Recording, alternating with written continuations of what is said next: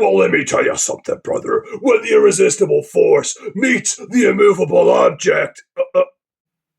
who are you? I'm the immovable object.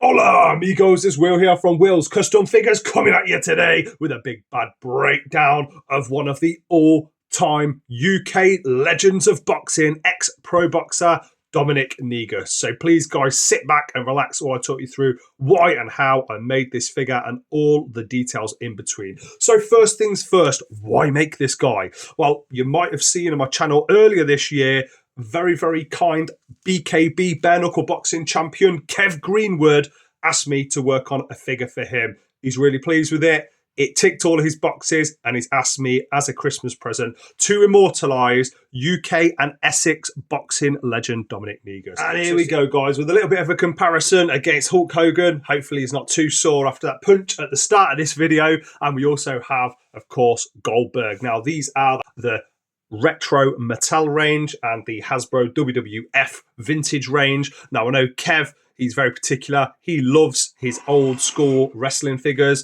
from this era. Here is a Scott Steiner as another comparison. Let's remove Goldberg and let's bring in the legendary Warlord. As you can see, he scales really, really well with these guys. Now, one of the important things for Kev when asking me to work on this action figure of Dominic was he wanted it in this old school retro style. Here's just another two examples of custom figures that I've worked on recently. Here is Barbarian on the left and there is Warlord on the right. Now, working on these figures for him, Kev had a very specific image in mind, but he wanted to pay tribute. He wanted to immortalise his mentor, somebody that had looked after him and worked very, very hard with him over the years and someone that he really respects and look up to. So getting to work on this for Kev was an absolute privilege for me. Now, bit about Dominic Negus. This guy is 6'2" tall. He was a heavyweight. He's 54 years old at the moment, and he's fought lots of fights, unlicensed fights, bare knuckle boxing, and even fights in the IBA. He's fought against Audley Harrison. Notably, there's a lot of information online when you're looking into Dominic Negus about this controversial headbutt. However, he's well respected, and you can see people like Ricky Hatton, Tyson Fury, all showing their respects to Dominic. And he's also a #1 Amazon bestseller for one of his books as well. So a nice little bit of information there and a bit of background. Now, let's do a nice up-close shot of him, and I'll talk you through all the details as to how I made him. Let's have a look. And here we go. School photo time, please, Dominic. Let's see a nice smile. And this is genuinely a British tough guy. Dominic has been on Danny Dyer's Deadliest Men, and he currently is a trainer in Essex. He's been a gang enforcer in the past, and from my understanding, speaking to Kev, I asked for a little bit of information. He's a bit of a face. So as you can see, zooming in, nice transition there onto his face. This face has been hand sculpted. I used a WWF, I can't remember what character it was, or WWE base, and then I've sculpted on top. So I've made the cheeks a little bit more accurate. I've worked on the ears. I've also completely hand painted this, and it is attached with super sculpey clay. I've changed the mouth, the nose, the eyes, and a bunch of the little details there. But really, really happy with how this has turned out. Now onto the body. We were debating all the different kind of physiques to immortalise Dominic, and I think that this is definitely a really, really good pick here. The paints that I've used are Vallejo paints, and really, really happy with how it's turned out. There's lots of really, really cool imaging and branding and logos all over this outfit. You can see the UK packaging. Obviously, you've got the flag motif there. You've got Bella and remembering the Great White Shark, Mark Potter, and rest in peace, my friend. You can see that there. You've got the tattoos on the inside of the arm. So you've got Nicola and Annabella there. So really, really happy with how this has turned out. This skin colours, I've actually used Citadel. So Citadel paints Kislev Flesh for the skin tones. Let's just turn him around here and zoom in. There we go. And I've used a couple of different variations and other skin colours by Citadel to just bring out his cheeks under the eyes and a few of the details. However, 95% of the outfit and the character has been made out of clay and hand painted by myself in Vallejo paint. So it's magic blue for this here. The white, you can see the Bella number 4, Redemption, Full Works, BKB on the back, and Riptor Maximus. And of course, guys, getting to work on a legend, somebody that is well respected, and also just on a Christmas present, it doesn't come without its pressure. And do you know what? As soon as I found out that I could work on this guy, absolutely wanted to take the challenge on to work on something that's very important. And do you know what? I knew I could really capture the likeness and bring this character to life.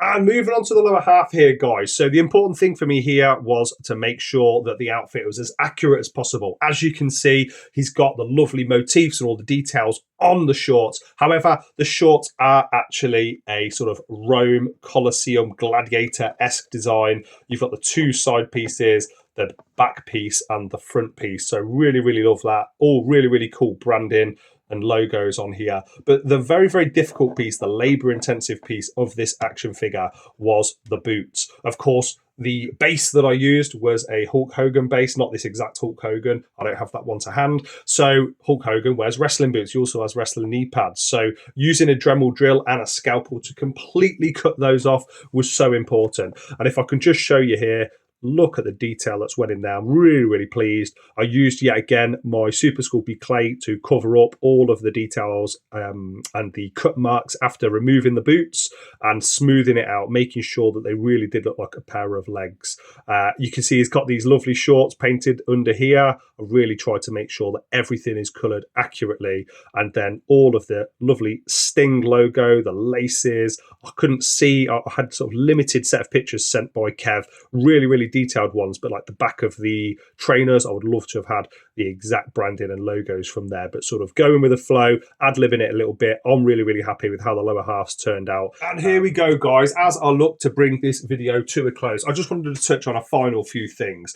Now, one of the things that gives me such a lot of passion in doing what I do and making these action figures, this really is a tribute. It is from a friend in Kev to his mentor and somebody he really looked up to in Dominic. And if I can immortalise a legend, immortalise a character, immortalise somebody in their family's eyes for the rest of their life, you know, generations and generations from now, I'm hoping that this action figure, with all of its details and the time, attention to detail and passion that's went into it, not just from myself, but from Kev in all of the ideas and contributions and the information in getting ready to sculpt this figure, and it will be something that is remembered for many, many generations to come. Using the Hulk Hogan base was an absolute perfect idea. I'm so happy with how it's been done. And the good thing is the figure does still retain a lot of the articulation. Of course, the head has been sculpted on. That doesn't articulate. And I've also had to glue the waist because of this Bella part of the shorts which comes up.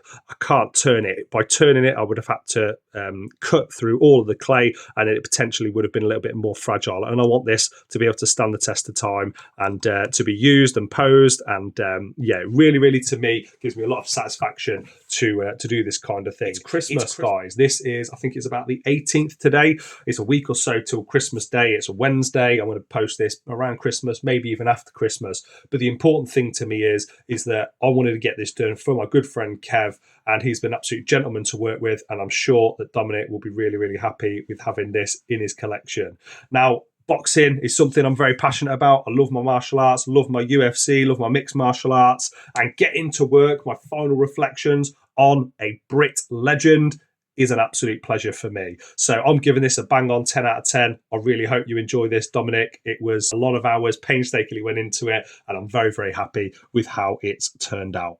Now, the final thing, what is next? Well, I'm working on different versions of the Powers of Pain. I've got some classic Marvel characters coming over the next few weeks, going into the new year and over the Christmas period. And I'm just so, so excited to get this video put out so Dominic can see it and for his friends and family to also see it as well. Speaking of that, lovely, lovely tributes on his shorts to people, I'm assuming Maximus and Mark Potter, the Great White Shark, are people that he's paying tribute to as well. And this is a tribute to you. So thank you very much, guys, for watching. I appreciate it. Please like, comment, subscribe. Let me know in the comment section below if you want to see anything else, if you like this figure, and what you want to see next from this channel. And if you want one of these action figures, please feel free to reach out to me. I'd be more than happy to work on another one. It was an absolute honour.